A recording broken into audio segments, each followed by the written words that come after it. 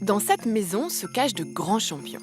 D'ailleurs, on retrouve dissimulés dans toutes les pièces de nombreux trophées. Celle-là, je ne sais plus à quel concours que je l'avais gagné. Là, c'était un premier prix fédéral. Puis là, il y en a encore, il y en a tout partout, des coupes. En tout, une centaine de coupes remportées grâce à des champions qui se trouvent au fond du jardin d'Émile. Allez, mes enfants, allez, allez, mes enfants. Ces pigeons voyageurs sont des bêtes de concours. Ils sont capables de traverser la France en une journée, tout en affrontant le mauvais temps. Toi, t'es un fou. Ces pigeons un peu fous sont en fait de véritables athlètes. Pour nous en rendre compte, Émile va tenter de nous montrer son meilleur pigeon. Je l'ai encore loupé. En plus de s'attraper difficilement, un pigeon de compétition a surtout une silhouette particulière. Qu'est-ce qu'il faut? Il ne faut pas les laisser grands. Pas c'est des sportifs, il ne faut pas qu'ils soient grands. C'est les muscles qu'il nous faut. Il faut faire de l'entraînement parce qu'après, quand c'est la compétition, ils volent 1 heure le matin et 1 heure le soir. Ça, c'est indispensable. Pour avoir des muscles durs, pour être la forme. On appelle ça la forme. De l'entraînement donc, mais aussi de la discipline.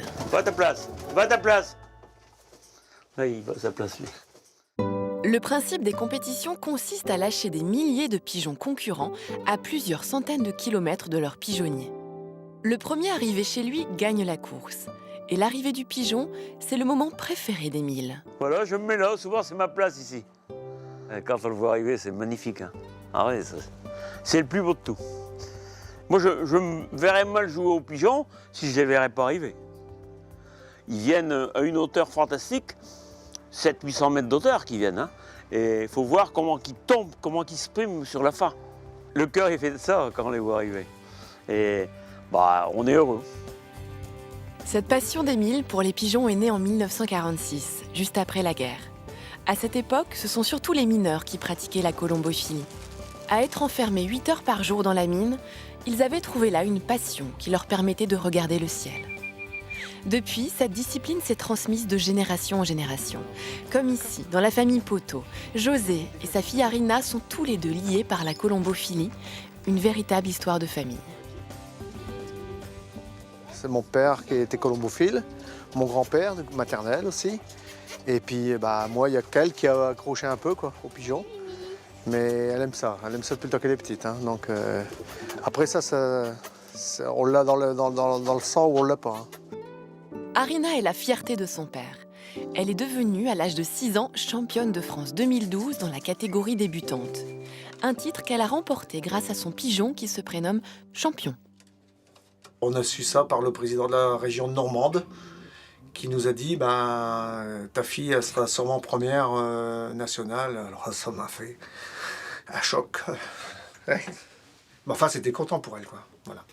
Je pense que elle est championne de France et puis quand je vais la voir monter ce podium, ça va être terrible, Arina a son propre pigeonnier. Elle tient à nous présenter son pigeon préféré, Mimi. Ce pigeon lui a fait craindre le pire. Pendant 18 jours, ce volatile n'a donné aucun signe de vie.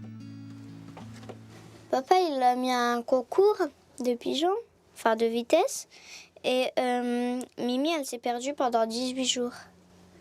Et je demandais chaque fois à mon père, papa, Mimi, elle est rentrée. Il a dit non. Le dernier jour, elle est revenue. Puis là, c'est mon papa, il était au travail. Alors c'est ma maman qui m'a prévenue. J'ai même pleuré, tellement j'étais heureuse. Elle a dû partir loin, au moins à la mer. Pendant 18 jours, ça prend du temps. Cet enfant passionne désormais tout son monde, au point de recevoir la visite du vice-président national de la colombophilie. Ce dernier est d'ailleurs étonné par cette graine de championne. C'est magnifique, c'est la relève, donc on ne peut qu'apprécier. Et puis c'est exactement ce qu'il nous fallait, ce qu'il faut dans tous les loisirs aujourd'hui. Il faut qu'il y ait des jeunes qui arrivent et qui prennent le relais, Donc à mon avis, là on est sauvés à ce niveau-là. Il existe aujourd'hui en France 20 000 colombophiles et la moitié d'entre eux sont du Nord-Pas-de-Calais. Preuve qu'ici, cette discipline est une véritable religion.